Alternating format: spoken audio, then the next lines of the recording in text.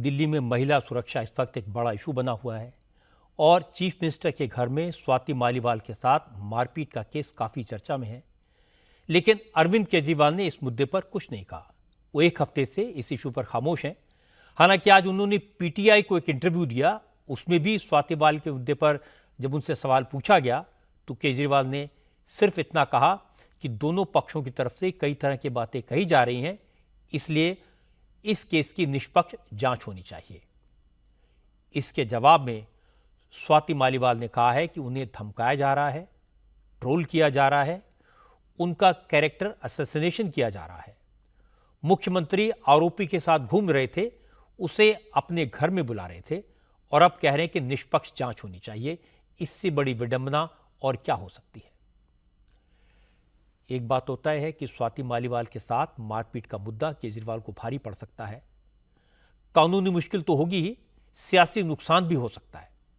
जहां तक केजरीवाल के इल्जाम का सवाल है कि मोदी कैंपेन में इमोशनल इशू उठा रहे हैं, तो केजरीवाल भी आजकल अपनी वाइफ सुनीता केजरीवाल को साथ लेकर रोड शो कर रहे हैं, उनसे भाषण दिलवा रहे हैं जिसमें वो कह रही हैं कि अगर मोदी को वोट दिया तो केजरीवाल को फिर जेल जाना पड़ेगा। ये इमोशनल अपील नहीं तो और क्या है। केजरीवाल कह रहे हैं कि मोदी मंगलसूत्र और मुसलमान की बात कर रहे हैं और केजरीवाल टूटी और अखबार की बात कर रहे हैं, जिसका जिक्र मोदी ने कभी नहीं किया। टूटी का जिक्र तो अखिलेश यादव के केस में होता था। इंडिया अलायंस के नेता कह रहे हैं कि मोदी आया तो तानाशाही आ जाएगी, संविधान खत्म कर देंगे, दलितों, पिछड़ों और आदिवासियों का आरक्षण खत्म हो जाएगा। ये सब एक ही तरह की बातें हैं। असल में बात यह है कि दिल्ली में 2013 से केजरीवाल की सरकार है। इस दौरान लोकसभा के 2 चुनाव हो चुके हैं और दिल्ली की सातों सीटें बीजेपी ने जीती। इस बार एक अंतर है, कांग्रेस और आम आदमी पार्टी का गठबंधन है, दोनों मिलकर लड़ रहे हैं। लेकिन इस बार भी बीजेपी के लिए हालात मुश्किल नहीं दिखते, क्योंकि अरविंद केजरीवाल के खिलाफ करप्शन का सवाल है। वो करप्शन के खिलाफ आंदोलन करके पावर में आए थे और आज कई सारे मामले उनके खिलाफ हैं। शराब घोटाले के केस में केजरीवाल 21 दिन की जमानत पर हैं। इसके अलावा केजरीवाल ने उसी कांग्रेस से हाथ मिला लिया जिसके नेताओं को करप्शन के चार्जेस में जेल भेजने की कसम खाकर वो सत्ता में पहुंचे थे और मोदी ने आज इसी बात का जिक्र किया। इसलिए केजरीवाल भी जानते हैं कि इस बार वो कमजोर विकेट पर हैं। यूपी में भी माहौल गर्म है। आज यूपी में मोदी की और योगी की 5 पब्लिक मीटिंग्स हुई। बस्ती और श्रावस्ती की रैली में मोदी ने कहा यूपी के 2 शहजादे परेशान हैं। इंडिया अलायंस के नेता 5 चरणों के बाद बौखलाए हुए हैं।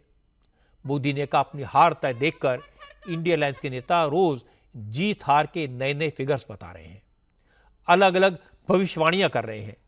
लेकिन वो कुछ भी कर लें, कुछ भी कह लें, जनता फैसला कर चुकी है। मोदी सरकार का तीसरी बार आना निश्चित है। इसके बाद प्रधानमंत्री मोदी ने राहुल गांधी और अखिलेश यादव पर डायरेक्ट अटैक किया। मोदी ने कहा कि सपा और कांग्रेस के शहजादे अफवाह उड़ा रहे हैं कि यूपी में 79 सीटें जीतने जा रहे हैं। अभी तो वो दिन में सपने देख रहे हैं, जब रिजल्ट आएगा तो ईवीएम पर सवाल उठाएंगे। 5 चरण के चुनाव हो चुके हैं।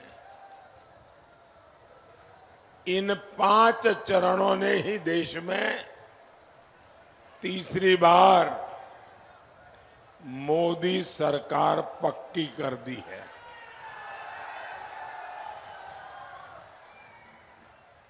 और इसके लिए आपको इधर उधर देखने की जरूरत नहीं है।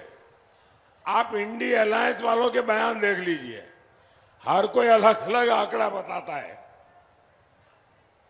और उनके पुराने आंकड़े और उनके पुराने परिणाम देख लीजिए तो आपको पक्का भरोसा हो जाएगा कि पूरा इंडिया अलायंस ऐसा निराशा की गर्त में डूबा है, ऐसा निराशा की गर्त में डूबा है कि अब उनको ये भी याद नहीं रहता है कि वो 2 दिन पहले क्या बोले थे, आज क्या बोल रहे हैं। ये हाल है इनका।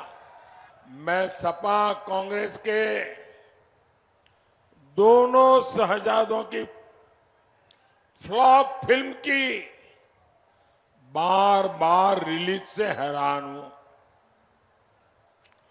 ये दोनों शहजादे अब मिलकर अफवाह उड़ा रहे हैं। ये कहते हैं यूपी की 79 सीट जीत जाएंगे। मैं पहले सुना करता था कि लोग दिन में सपने देखते हैं। मुझे अब पता चला दिन में सपना देखने का मतलब क्या होता है।